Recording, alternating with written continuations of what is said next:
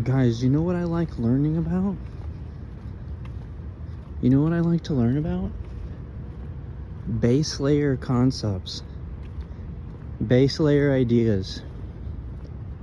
A good example of a base layer concept that's popular now on things like Instagram and stuff are the ideas about the language we use and how the language we use and the words we choose to use, and the idea that we don't give ourselves patience to choose different words, and we don't give ourselves the patience to reconstruct the things we said or reconsider the things we said with the same kind of elasticity that we used to construct the idea originally in your head, in the messy soup of your brain.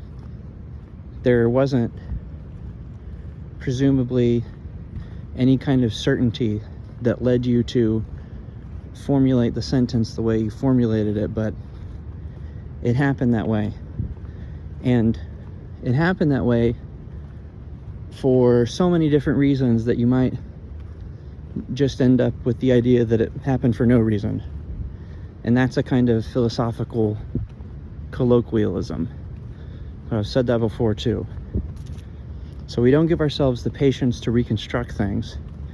And you can think about how painting is different from drawing, because drawing, in certain circumstances, obvious exceptions apply obviously, has a speed to it that allows you to see the important part of drawing as being drawing itself. The act of drawing itself is a kind of ritualized thinking process.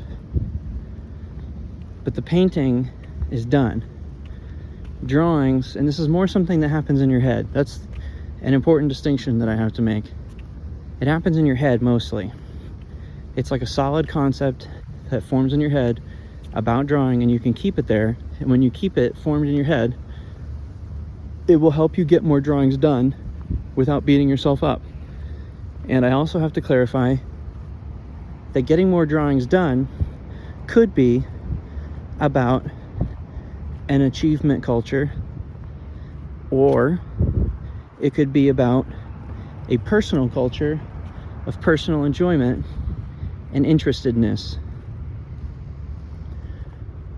The reason that you do something can be tested by the level of comfort that you have when you're explaining it to somebody.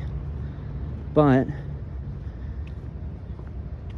I'm sure you could come up with examples in your personal life where you know that something is mostly true, or at least more true than what the other guy's arguing, but a personal lack of confidence in your convictions makes it seem like you don't know what you're talking about. And that could lead to the discomfort, or a similar type of discomfort, is what I was saying a couple phrases ago. So by drawing, I am training my interior world to not have scroll brain. But you could also analyze scrolling, and I'm sure you might be able to get to somewhere where just by entertaining the analytical process, Instagram gains a certain light that it didn't have before. It feels illuminating or interesting. You can study it in what feels like a clinical setting, or you can study it in what your brain assumes is like kind of like a culturally developed idea about what a clinical setting might be. Drawing will help you time into discomfort in ways that painting or sculpture or anything else won't. Because it's direct, but the directness of it does not mean that it gives you a sense of achievement. So some of the things that get messed with when you're drawing are your interior timing for achievement, for gaining an achievement, for rewarding yourself for that achievement, for getting rewards from the world, for getting satisfaction from the world. Another thing that drawing messes with is your sense of confidence in reality. A lot of people stop drawing when they're children because the thing they're looking at and trying to draw, or the thing they're thinking about and trying to draw, doesn't look like they're drawing. The more you draw, the problem fixes itself. An interesting puzzle that grows out of this contradiction is that you have a kind of maybe limitless potential for engineering sort of a GIF in your head about how something comes together.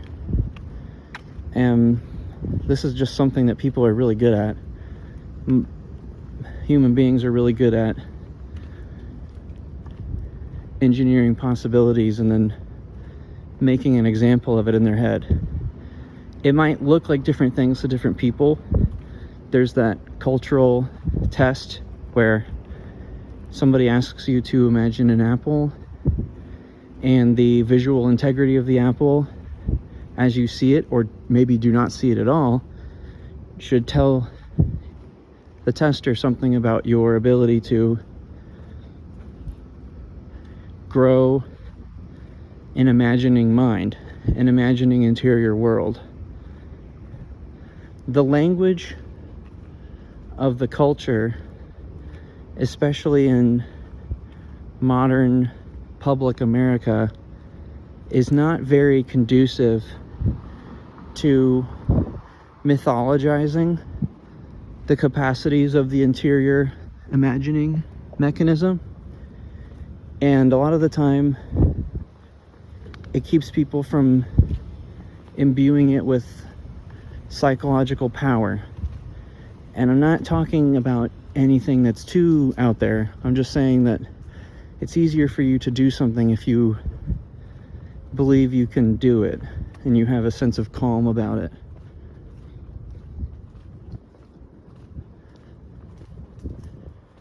So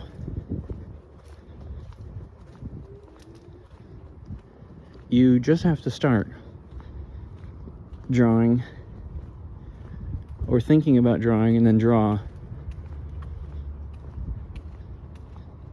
But, and I was saying this to my friend earlier, and I've said it a million times,